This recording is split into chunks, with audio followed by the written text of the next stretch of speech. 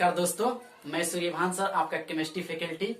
Inorganic chemistry में हम लोग पी ब्लॉक एलिमेंट्स में ग्रुप 16 पढ़ रहे हैं और ग्रुप 16 में आजकल जो लेक्चर है ये लास्ट लेक्चर है। इसमें कुछ थ्योरी पार्ट को पढ़ना है, केमिकल प्रॉपर्टीज रासायनिक गुणधर्म को पढ़ना है H2SO4 का। इनके अलावा कुछ हम लोग जो इम्पोर्टेंट क्वेश्चन इससे उठने वाले हैं, जनरेट होने वाले हैं, इसको देखेंगे। तो चलिए हम अपने टॉपिक की तरफ बढ़ते हैं। क्या है सर, देखिए ध्यान दीजिएगा कि chemical properties of H2SO4। Chemical properties of H2SO4 मतलब हिंदी होगा कि H2SO4 का रासायनिक गुण, H2SO4 का केमिकल प्रॉपर्टीज ये है। चलिए तो सबसे पहले हम लोग देखेंगे इसका अम्लीय गुण, H2SO4 का अम्लीय गुण, एसिडिक प्रॉपर्टीज देख रहे हैं। क्या है दोस्त? तो अम्लीय गुण को देखने के लिए सबसे पहले हम लोग चीज को, जिसका केमिकल प्रॉपर्टीज देखते हैं, अम्लीय गुण देखते हैं, तो उस चीज को ले जाकर के हम लोग पानी में डुबोते हैं। ठीक है ना, किसमें? पानी में। तो अम्लीय गुण में लिखा गया कि यह जल में दो प्रकार से आयनीकृत होता है। कैसे होता है सर जी? दो प्रकार से आयनीकृत कैसे होता है? कैसे? ध्यान दीजिए, जैसे मान लीजिए H2SO4 है, H2SO4 है। जब ये जल में जाएगा, H2SO4 जब ये जल में जाएगा तो ये आयनीकृत हो जाता है। किसमें किसमें सर जी आयनीकृत होगा? बहु में ये हो सकता है H प्लस और फिर HSO4 माइनस में। ठीक है ना, H प्लस और फिर HSO4 माइनस में ये क्या हो जाएगा? आयनीकृत हो जाएगा। आई होप कि आपको कहीं कंफ्यूजन नहीं है।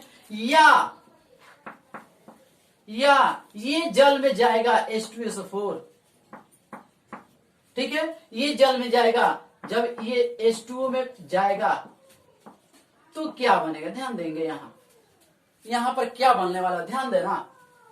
यहां पर बनेगा ये H प्लस देगा, ये H प्लस दिया तो H प्लस ये लेगा वाटर, चूंकि इसके पास लोन पेयर है। जब इसके पास लोन पेयर है तो यहां पर बनेगा H3O और प्लस, आप प्लस HSO4 माइनस। जब भी पानी में हाइड्रोनियम आयन बनता है तो वह अम्लीय गुण को दर्शाता है। चलिए, तो यहां पर H2SO4 पानी में जाता है, H प्लस आयन देता है और इसी H प्लस आयन को H2O क्या करता है? एक्सेप्ट करता है और H3O प्लस बनाता है, जिसको हम लोग हाइड्रोनियम आयन कहते हैं। इसके लिए वियोजन स्थिरांक K1 हमेशा ज्यादा होता है 10 से। इसके लिए वियोजन स्थिरांक Ka को हम लोग वियोजन स्थिरांक कहते हैं, जिसके Ka1 का मान 10 से ज्यादा रहता है। जितना ही ये वैल्यू K वैल्यू ज्यादा होता है तो उस पदार्थ, जिस पदार्थ की K वैल्यू ज्यादा होगी उसकी अम्लीय गुण भी क्या होती है? ज्यादा होती है। स्पष्ट ना? तो ये फर्स्ट टाइप हम लोग देखे हैं कि किस तरह से ये आयनीकृत होता है। दूसरा टाइप क्या है? ध्यान देंगे। दूसरा टाइप ये है कि यही आपका HSO4 रहेगा, ठीक है ना, HSO4 रहेगा माइनस, ये पानी में जाएगा तो फिर से ये H प्लस देगा और फिर से H प्लस देगा तो यहां पर जो मिलेगा SO4 2 माइनस देगा। SO4 चूंकि पहले से एक माइनस था, एक और H प्लस निकल गया तो SO4 2 माइनस। ये हाइड्रोजन सल्फेट या बाइसल्फेट होता है और ये जो होता है सल्फेट आपका होता है। इसके लिए यदि ये फिर से पानी में जाएगा तो जाहिर सी बात है, या करके यहां पर लिख सकते हो दोस्त कि ये जो है HSO4 माइनस, यदि इसमें पानी में जाएगा तो जाहिर से ये तोड़ के आपको बता रहे हैं कि ये H प्लस इसको ले लेगा तो क्या हो जाएगा? H3O plus, H3O plus hydronium ion plus SO4 2 minus. इसके लिए Ka का मान Ka2 कर देते हैं। इसके लिए Ka का मान 1.2 वैल्यू होता है। इसके Ka का मान 1.2 गुणे 10 के पावर माइनस 2 होता है, 10 के पावर माइनस 2 होता है। तो यहां पर यदि हम कंपेयर करें तो H2SO4 दो तरह से आयनीकृत हो रहा है।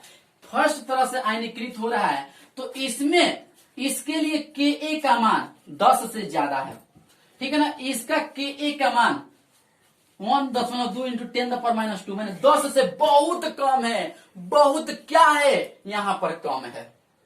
अब यहां पर बहुत कम है तो जिसका वैल्यू कम होता है उसका अम्लीय गुण घट जाता है, जिसका ज्यादा होता है अम्लीय गुण बढ़ जाता है। दैट इज, इस बात को हम लोग समझ सकते हैं, दैट इज, इस बात को मेरे दोस्त समझ सकते हैं कि Ka1 is greater greater greater greater than Ka2, माने Ka1 का जो वैल्यू है Ka2 से क्या है ज्यादा है, मतलब ये फर्स्ट वाला प्रोसेस है, इसका अम्लीय गुण इस सेकेंड वाला से क्या है ज्यादा है। क्यों? क्योंकि इसमें विघटन के बाद भी हाइड्रोजन बच रहा है, अम्लीय हाइड्रोजन बच रहा है, दैट मीन्स इसका अभी एसिडिक नेचर है। ठीक है ना। तो यहाँ पर वही चीज लिखा गया है मेरे दोस्त, जो समझाए कि Ka1 का अधिकतम मान यह दर्शाता है कि H2SO4 अधिकतर H प्लस तथा HSO4 माइनस में टूटता होता है, हमेशा टूटते रहता है। वियोजन स्थिरांक माने Ka का मान जितना अधिक होगा, अम्ल की प्रबलता माने मजबूती उतनी ही अधिक होगी। अतः यह एक द्विक्षारिकीय अम्ल है। क्योंकि क्यों द्विक्षारिकीय अम्ल है? 2 H प्लस दे रहा है, ये जो H2SO4 है, एक यहाँ पर भी H प्लस दे रहा है और सेकेंड में भी H प्लस दे रहा है। जितना H प्लस की संख्या कोई पदार्थ प्रोड्यूस करता है, देता है, वही उसकी क्षारीयता कहलाती है। माने 2 को दे रहा है तो द्विक्षारिकीय माने बेसिसिटी इसका 2 है, अम्ल है। और 2 प्रकार के लवण HSO4 ये वाला और SO4 2 माइनस बनाता है, माने बाई सल्फेट और सल्फेट लवण बनाता है। कैसे? जैसे मान लीजिए कोई बेस ले लिए NaOH और H2SO4 के साथ अभिक्रिया को करा दिए, ठीक है ना, H2SO4 के साथ अभिक्रिया करा दिए, तो यहाँ पर बनेगा NaHSO4 प्लस H2। तो यहाँ पर जो लवण बना हुआ है ये सोडियम बाई सल्फेट है, इसका नाम लिख सकते हो sodium by sulphate, sodium by sulphate. इसी प्रकार यदि यही NaOH अभिक्रिया करेगा इसी से H2SO4 से, ठीक है ना, तो यहाँ पर ये भी बन सकता है Na2SO4 प्लस H2। इसको हम लोग कहते हैं सोडियम सल्फेट, सोडियम सल्फेट। स्पष्ट ना। तो ये रहा आपका ये कंसेप्ट। अब यहाँ पर क्वेश्चन जनरेट होता है कि आखिर H2SO4 के Ka मान Ka2 से ज्यादा अधिकतम होता है क्यों? तो उस क्वेश्चन को हम लोग देखते हैं। इससे पहले कि आप इसको नोट करें, इसका कारण आंसर यही होगा कि इसके Ka वैल्यू क्या होता है, इसके तुलना में बहुत ज्यादा होता है, अतः अम्लीय होता है ज्यादा ना। तो इसको आप लोग नोट करें, हम क्वेश्चन को देखेंगे। तो मेरे बाबू यहाँ पर क्वेश्चंस क्या है, ध्यान दीजिएगा। क्वेश्चन की जल में H2SO4 के लिए Ka1 is greater than Ka2 क्यों होता है, ऐसा क्या कारण है? तो हमने हर चीज आपको बता दिया कंसेप्ट की। सबसे पहले कि H2SO4 एक डाइबेसिक अम्ल है, एसिड है, ठीक है ना। तो यहाँ पर लिखे हैं H2SO4 एक डाइबेसिक एसिड है। यह जल में 2 प्रकार से आयनाइज्ड होता है, आयनीकृत होता है, अतः इसके 2 वियोजन स्थिरांक है, माने K2 होगा। तो रिएक्शन ये सारा हम लोग देखे हैं पहले भी कि H2SO4 पानी में घुलेगा तो H3O प्लस HSO4 माइनस बनाएगा। ये हाइड्रोनियम आयन यहाँ पर फर्स्ट में Ka का वैल्यू 10 से ज्यादा होता है। यही चीज यदि सेकेंड में HSO4 माइनस को यदि आयन पानी में डालते हैं पुनः, तो H3O प्लस हाइड्रोनियम आयन देता है, SO4 2 माइनस सल्फेट देता है। और इसके लिए Ka वैल्यू 1.2 × 10⁻⁻² होता है, माने Ka से ज्यादा होता है इसका वैल्यू, Ka का वैल्यू Ka2 से बहुत ज्यादा होता है, ठीक है ना। जब ज्यादा होगा तो देख लीजिए यहाँ पर Ka2 का मान Ka1 से कम होता है, माने Ka2 का मान जो है ये Ka1 से क्या होता है, कम होता है। क्योंकि HSO4 माइनस आयन में H2O को प्रोटॉन H प्लस देने की प्रवृत्ति होती है, ठीक है ना। तो इसके पास क्या होता है, H प्लस देने की प्रवृत्ति होती है, HSO4 माइनस में हाइड्रोजन है तो देने की प्रवृत्ति होती है, ठीक है ना। उदासीन H2SO4 की तुलना में बहुत कम होती है, ठीक है ना। उदासीन H2SO4 हम ले ले और ये HSO4 ले ले, ठीक है ना। तो इसके में क्या होगा, दोनों में हाइड्रोजन देने की प्रवृत्ति, H प्लस देने में प्रवृत्ति, इसमें क्या होगा, ज्यादा होगा और इसमें क्या होगा, कम होगा। इसलिए इसके लिए Ka का वैल्यू ज्यादा है और इसके लिए Ka का वैल्यू कम है।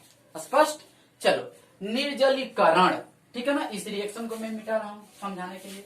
निर्जलीकारक या करण, निर्जलीकारक या करण, यह निर्जलीकारक की तरह व्यवहार करता है। H2SO4 एक अच्छा डिहाइड्रेटिंग एजेंट होता है। डिहाइड्रेटिंग मतलब निर्जलीकारक, मतलब डिहाइड्रेटिंग मतलब होता है कि किसी से किसी पदार्थ से पानी को चूस लेना, पानी को उसमें से निकाल लेना, ठीक है ना, वही होता है डिहाइड्रेजिनेशन या डिहाइड्रोजिने रिएजेंट, ठीक है ना, निर्जलीकारक।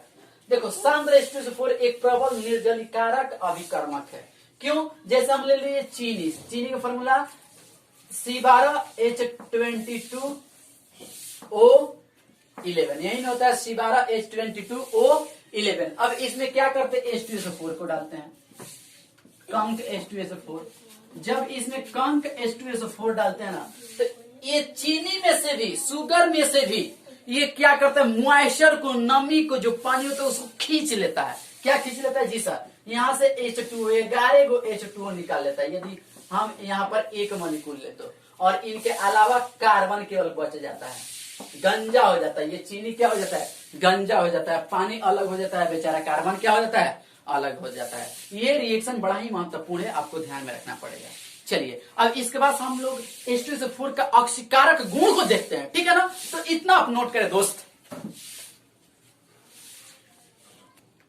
मेरे बाबू, बहुत ही महत्वपूर्ण पार्ट है ये, oxidising properties of H2SO4। H2SO4 का ऑक्सीकारक गुण को देखने जा रहे हैं, ध्यान दीजिएगा। सबसे पहले H2SO4 को यदि हम गर्म करते हैं तो वह विघटित होता है, टूटता है, किसमें किसमें, तो वो SO2 गैस देता है, H2O देता है। उसके अलावा एक बहुत ही इंपॉर्टेंट पदार्थ प्रोड्यूस करता है जो नवजात ऑक्सीजन देता है। यही नवजात ऑक्सीजन दूसरे किसी पदार्थ को ऑक्सीडाइज कर देता है, ठीक है ना। चलिए देखते हैं। तो यहां पर लिख दिए हैं कि H2SO4 को गर्म करने पर इसके विघटन से नवजात ऑक्सीजन, इंग्लिश में कहते हैं नॉसेंट ऑक्सीजन, इससे निरूपित करते हैं, प्राप्त होती है, जो पदार्थों का ऑक्सीकृत कर देती ही है। ध्यान दीजिएगा कैसे होता है सर, जरा लिखे तो दिखाइए। लीजिए मेरे दोस्त, H2SO4 है, यदि इसको हम गर्म करेंगे तो ये विघटित होगा, किसमें किसमें, तो SO2 में प्लस H2O देगा, अब प्लस नवजात ऑक्सीजन देता है। यही मेन है, यही नवजात ऑक्सीजन किसी पदार्थ को ऑक्सीकृत कर देता है। स्पष्ट ना। जैसे एग्जाम्पल के तौर पर हम लेते हैं, जैसे कप्पर धातु को लेते हैं, तो ये कप्पर से अभिक्रिया करता है, कंक H2SO4 कप्पर से अभिक्रिया करता है तो कप्पर सल्फेट देता है, और ये दोनों एकदम फिक्स होता है। ये दोनों क्या रहता है, एकदम किसी भी रिएक्शन में जब ये ऑक्सीडाइजिंग एजेंट के रूप में बिहेव करे तो इतना रिएक्शन में इतना पार्ट तो फिक्स ही रहेगा मेरे दोस्त। अब उसके अलावा यदि धातु रहे तो धातु के सल्फेट का निर्माण होगा, और धातु रहे तो उसके ऑक्साइड बन सकता है, उसका ऑक्साइड बन सकता है। स्पष्ट ना। ध्यान दीजिएगा, जैसे हम लोग देखते हैं एक रिएक्शन कप्पर किसी धातु कप्पर को लेते हैं और कंक H2SO4 को लेते हैं। H2SO4 कंक लिख सकते हो और नहीं भी। H2SO4 को यदि लीजिएगा तो देख मेरे भाई, ये रिएक्शन करेगा, सबसे पहले तो H2SO4 विघटित करके ये देता है, लेकिन इससे मेरे को मतलब है, मेन तो यही है, तो इतना पार्ट फिक्स रहेगा। जब H2SO4 ऑक्सीडाइजिंग एजेंट के रूप में व्यवहार करेगा मेरे दोस्त, तो इतना रिएक्शन में फिक्स रहेगा। मतलब क्या सर फिक्स रहेगा, SO2 हम पहले ही लिख दे, बिल्कुल मेरे दोस्त। सर H2O पहले ही लिख दे, बिल्कुल मेरे दोस्त, ये इतना फिक्स रहता है।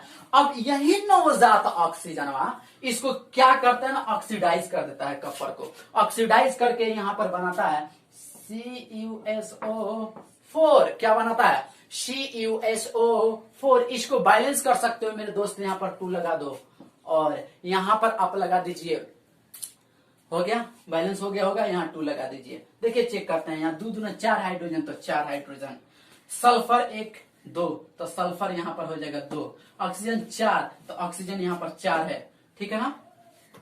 ऑक्सीजन 4 दूना 8 है यहाँ, तो यहाँ ऑक्सीजन 2 और 2 4 और 4 8 है, कप्पर 1 तो कप्पर 1।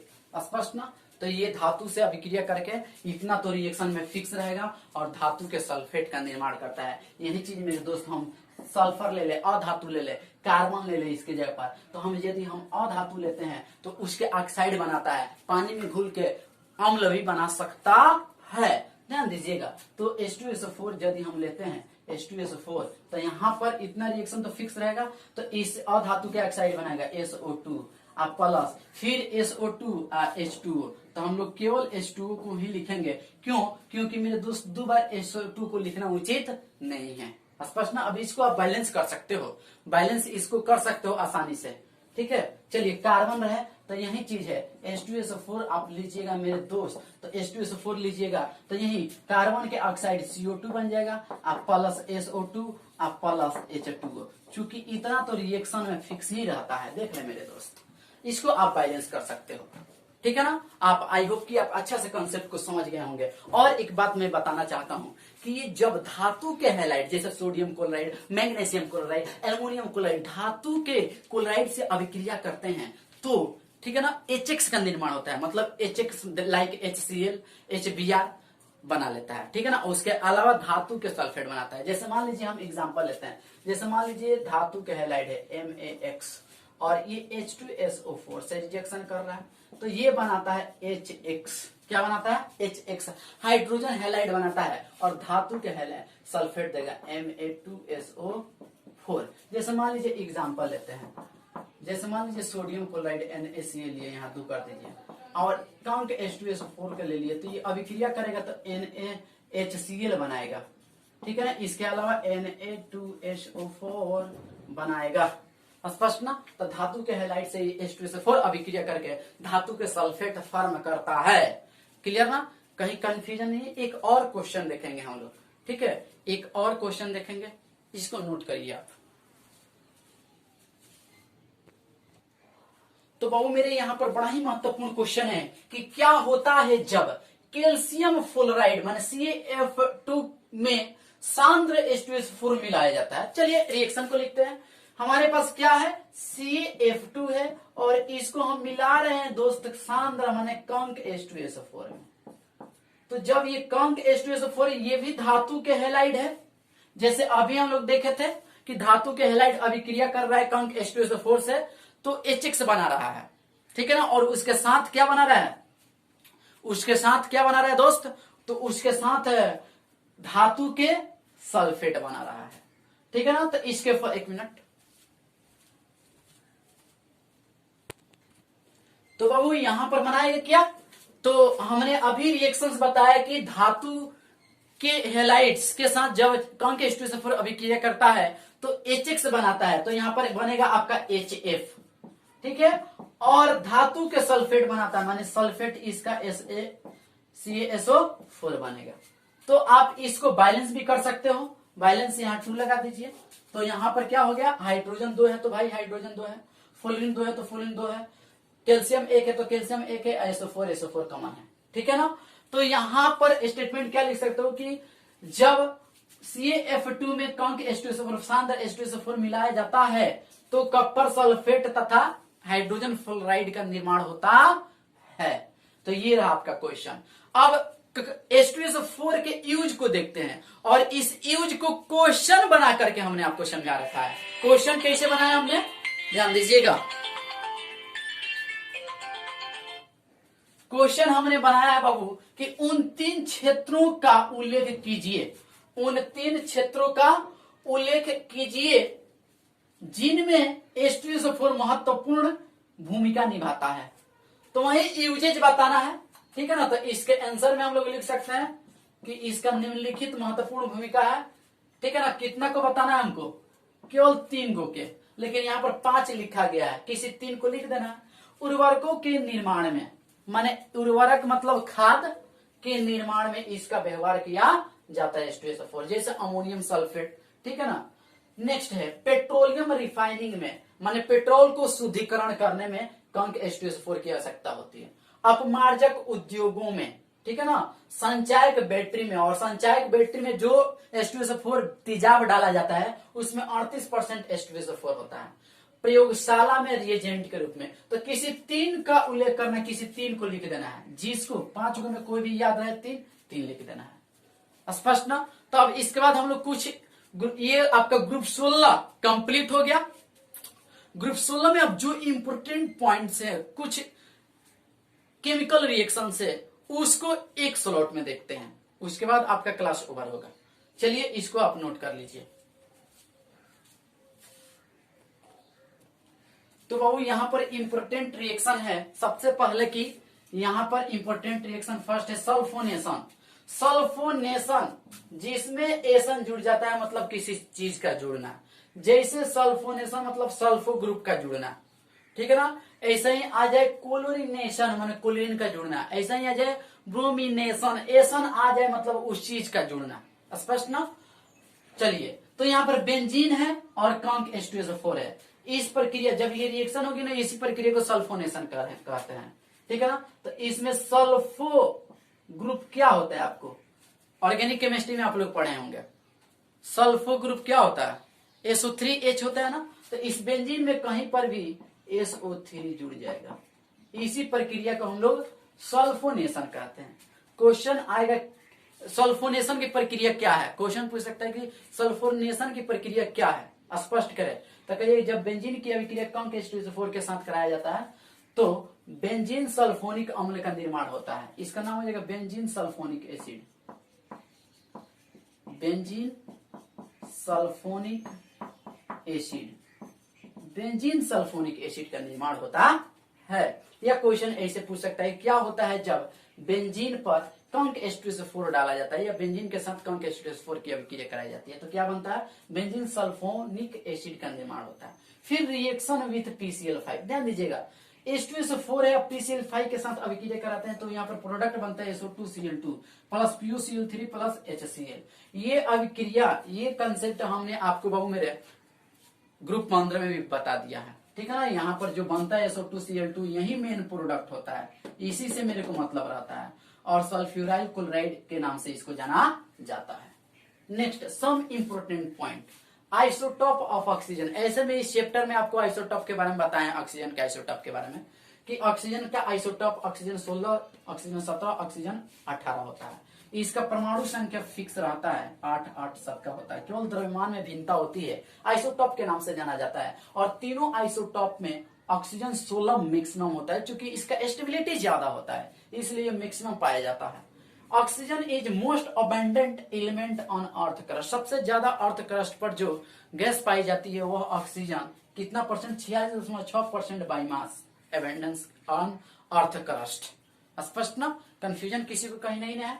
तो इसको बाबू आप लोग इंपोर्टेंट पॉइंट्स में लिख सकते हैं, इसमें कुछ और भी है जो आपको बता रहे हैं।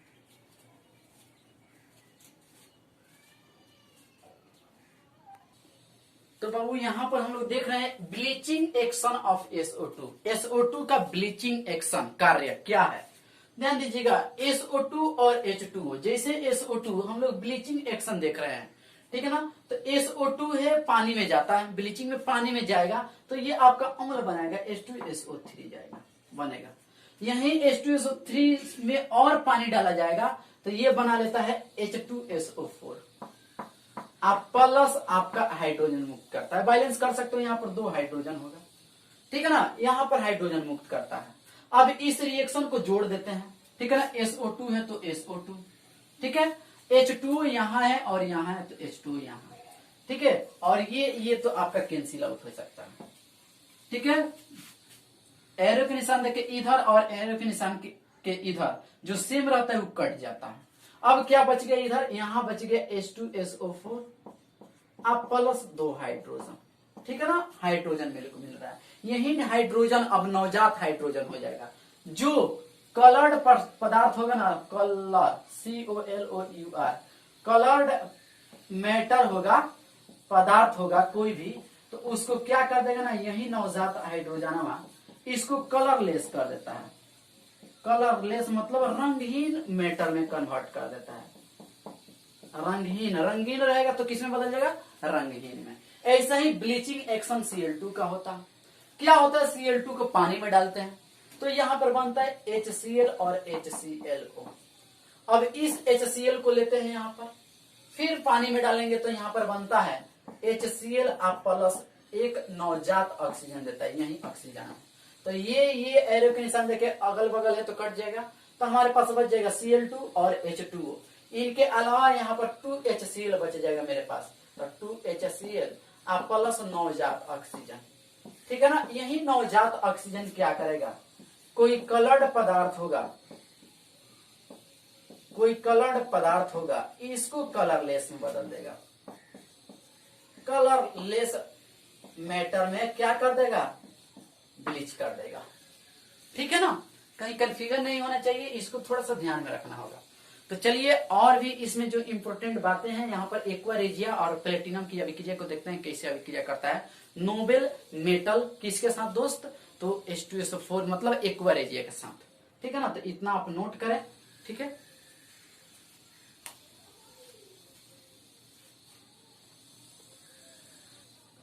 तो बच्चों यहां पर नोबेल मेटल जैसे प्लेटिनम और गोल्ड Au, ठीक है ना, इनकी अभिक्रिया हम लोग देख रहे हैं किसके साथ, तो एक्वा रेजिया के साथ। एक्वा रेजिया के बारे में बहुत अच्छा से हमने डिटेल्स किया है। 3 parts of HCl and 1 part of HNO3, this is the mixer, this is called aqua regia. Aqua regia खूब अच्छे से हम लोग सीखे हैं, देखे हैं भी है। प्लेटिनम एक्वा रेजिया से अभिक्रिया करता है तो H3PtCl6 बनाता है। इनके अलावा NOCl प्लस H2O बनाता है, इसका नाम होता है क्लोरोप्लेटेनिक एसिड। ये NOCl को टिल्डेंस रिएजेंट के नाम से जाना जाता है। एक्वा रेजिया की अभिक्रिया हम गोल्ड के साथ कराते हैं तो HAuCl4 बनाता है प्लस NOCl, दोनों में टिल्डन रिएजेंट होता है, दोनों में टिल्डेंस रिएजेंट मतलब ये वाला चीज तो एकदम फिक्स रहता है। इसमें भी H2O, इसमें भी H2O, और इसमें NOCl टिल्डन रिएजेंट, इसमें भी NOCl टिल्डन रिएजेंट। इसके अलावा ये चीज चेंज करता है, माने अभिक्रिया ये किसी से अभिक्रिया नहीं करता, नोबेल धातु है, ये अभिक्रिया किसी से करता है तो केवल एक्वा रेजिया के साथ। ठीक है ना, तो ये हम लोग ग्रुप 16 को पी ब्लॉक्स को अच्छा से हमने कंप्लीट किया है। जितना भी क्वेश्चन था जनरेट हो रहा था सब्जेक्टिव और ऑब्जेक्टिव, उस सारी चीजों को हमने कवर किया है। ठीक है ना, अब हम लोग का पी ब्लॉक में ग्रुप 17 और 18 बच जाता है, और दोनों ही बहुत ही छोटा है। एक क्लास लगेगा ग्रुप 18 में और 3 क्लास मात्र लगेगा ग्रुप 17 में। तो हम लोग पी ब्लॉक्स को लगभग 4 लेक्चर में कंप्लीट कर लेंगे, और जैसे ही हम लोग का पी ब्लॉक एलिमेंट्स कंप्लीट होगा, ये 8 से 10 नंबर के क्वेश्चन बोर्ड में आपके पूछे जाते हैं। जैसे ही ये कंप्लीट होगा 4 लेक्चर बाद, तो हम स्टार्ट करेंगे इनऑर्गेनिक केमिस्ट्री में। आपका स्टार्ट हम करने वाले हैं D&F ब्लॉक्स, और बहुत ही छोटा वह चैप्टर है D&F ब्लॉक्स। ठीक है ना, उसमें बहुत कम समय लगेगा, ज्यादा से ज्यादा 10 लेक्चर, मैक्सिमम 10 लेक्चर, उससे ज्यादा नहीं लग सकता है। ठीक है ना, उसके अलावा जैसे हम लोग D&F ब्लॉक कंप्लीट करेंगे तो हम लोग का और इनऑर्गेनिक केमिस्ट्री एकदम 100% कंप्लीटली खत्म हो जाएगा। क्योंकि हम लोग इनऑर्गेनिक केमिस्ट्री को पढ़ना है 12th में 4 चैप्टर, मेटलर्जी, ठीक है ना, जिसको हमने पहले कंप्लीट कर लिया, पी ब्लॉक जिसको हमने अब कंप्लीट कर चुका। ठीक है ना, थोड़ा बहुत है इसमें। ठीक है, तो आप बहु मेरे ये जो मेटलर्जी है और पी ब्लॉक है, ये बड़ा चैप्टर है, और इससे मैक्सिमम नंबर एग्जाम में पूछे जाते हैं। मेटलर्जी से भी 8 नंबर के लगभग क्वेश्चन पूछे जाते हैं आपके बोर्ड एग्जाम में। पी ब्लॉक एलिमेंट से भी 8 से 10 नंबर के क्वेश्चन आते हैं। अब इनके अलावा D&F ब्लॉक है, बहुत ही छोटा है। ठीक है ना, उसके बाद हम लोग लास्ट में पढ़ेंगे कोऑर्डिनेशन केमिस्ट्री। कोऑर्डिनेशन केमिस्ट्री को थोड़ा सा डीपली पढ़ाएंगे, क्योंकि इस बार जो 2020 में ये जो आपका एग्जाम हुआ है 1 सितंबर से 6 सितंबर तक जेईई मेंस का, उसमें देखा गया कि कोऑर्डिनेशन केमिस्ट्री सभी शिफ्ट में, जितना 12 शिफ्ट में एग्जाम हुए हैं, सभी शिफ्ट में कोऑर्डिनेशन केमिस्ट्री से लगभग 2 क्वेश्चन है, लगभग 2 क्वेश्चन आया सब शिफ्ट में। जितना भी 12 पेपर हुए हैं जेईई मेंस का, सभी शिफ्ट में कोऑर्डिनेशन केमिस्ट्री से 2 क्वेश्चन पूछे गए हैं। ठीक है ना, वो बहुत थोड़ा सा हम लोग डीपली अध्ययन कर लेंगे तो हम लोग का जेईई मेंस भी उस लेवल का भी पकड़ा जाएगा। तो उसमें थोड़ा सा वक्त लग सकता है कोऑर्डिनेशन केमिस्ट्री में, क्योंकि डीपली हम लोग को पढ़ना है। तो इसी के साथ आपका इनऑर्गेनिक समय से खत्म हो जाएगा।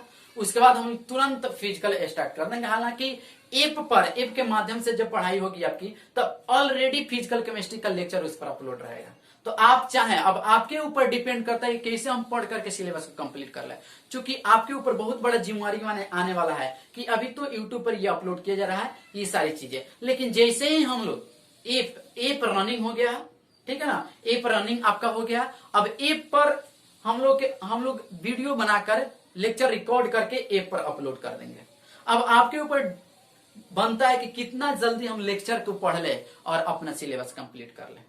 ठीक है ना, तो चलिए इसी के साथ हम नेक्स्ट लेक्चर में इनऑर्गेनिक केमिस्ट्री के ग्रुप 17 को स्टार्ट करेंगे। चलिए मिलते हैं नेक्स्ट लेक्चर में, धन्यवाद।